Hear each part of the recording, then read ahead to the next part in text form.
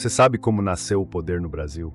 Não o poder do voto, não o poder da democracia moderna, mas o poder verdadeiro, aquele que decide os rumos do país há séculos. Porque antes mesmo de existir república, eleições ou partidos, o Brasil já foi organizado como um projeto de exploração.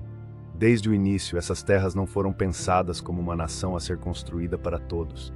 Elas foram tratadas como uma posse, um recurso, uma fonte de riqueza para poucos. E isso não é uma interpretação pessoal. Isso está registrado na própria estrutura colonial.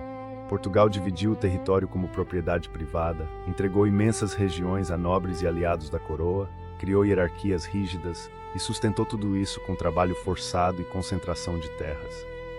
O que nasceu ali não foi apenas uma colônia, foi um modelo de poder. Um modelo onde uma minoria controla, lucra, governa. E a maioria apenas sobrevive dentro das regras impostas. E o mais importante, essas bases não desapareceram com o tempo. Elas mudaram de forma, mas continuam influenciando o Brasil até hoje. Por isso, entender o começo não é olhar para o passado, é entender por que o presente ainda funciona desse jeito.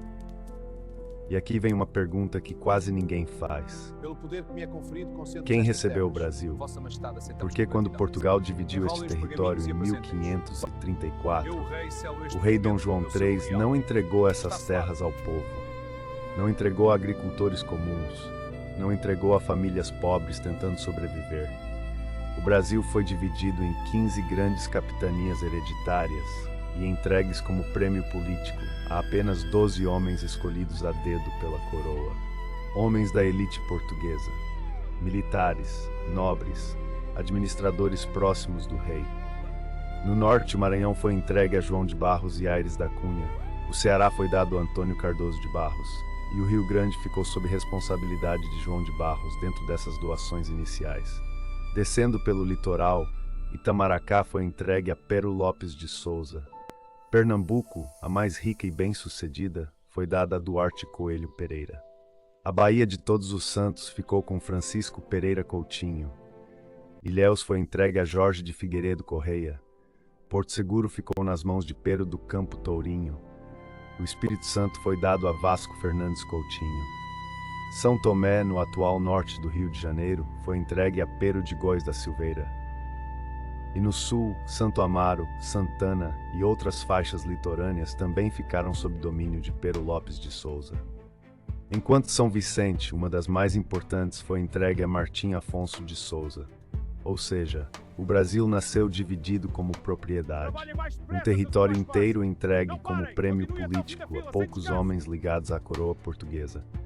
E muitos deles nem sequer pisaram aqui. Foi assim que começou a estrutura do poder no Brasil.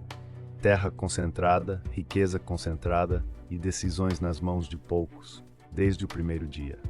Antes de existir república, antes de existir voto, o Brasil já tinha dono. Algumas dessas capitanias eram maiores que países europeus inteiros. O sistema foi um fracasso administrativo, mas um sucesso para quem queria concentrar poder e riqueza. Porque quando falamos em fracasso, precisamos perguntar: fracasso para quem?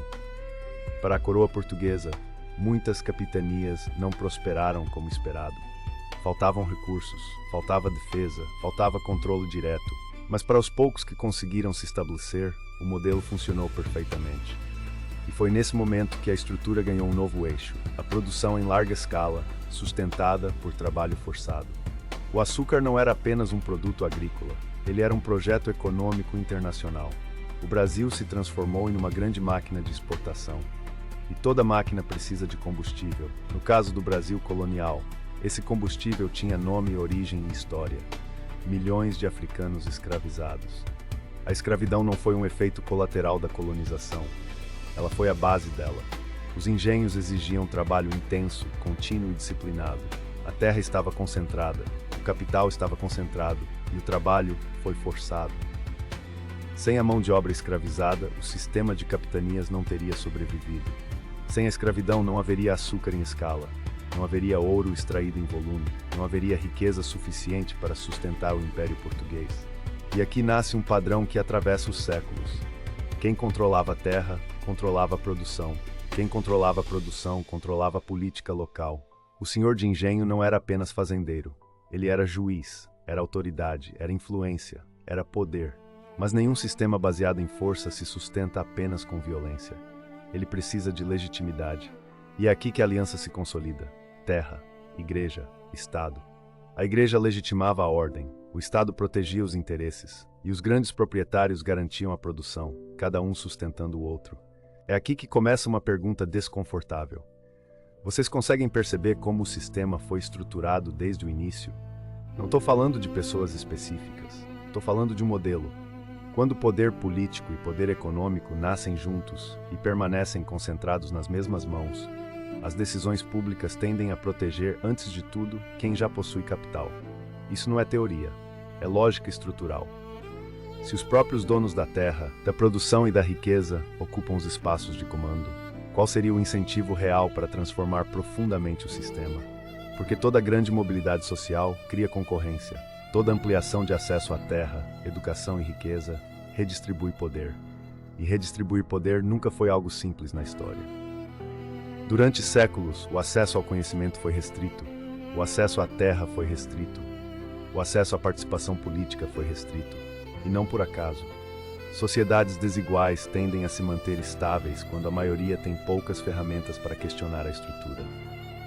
Não se trata de afirmar que alguém acordou planejando manter o povo ignorante, mas quando a educação não é prioridade, quando a concentração de renda é tolerada, quando a mobilidade social é lenta, o resultado prático é o mesmo, um sistema que se preserva. E talvez a pergunta mais importante não seja se o sistema foi injusto, mas se ele foi eficiente. Porque ele funcionou por séculos. Mudaram os reis, mudaram os títulos, mudaram as bandeiras, mudaram os discursos, mas a estrutura central permaneceu. Quando a independência foi proclamada, a elite agrária continuou no poder. Quando o império foi instalado, o voto era censitário. Só votava quem tinha renda, ou seja, quem já estava dentro do sistema. E quando a República foi proclamada, o que mudou de verdade? O povo assumiu o comando? Ou apenas trocamos o nome da engrenagem? Porque quando olhamos para trás, vemos um padrão.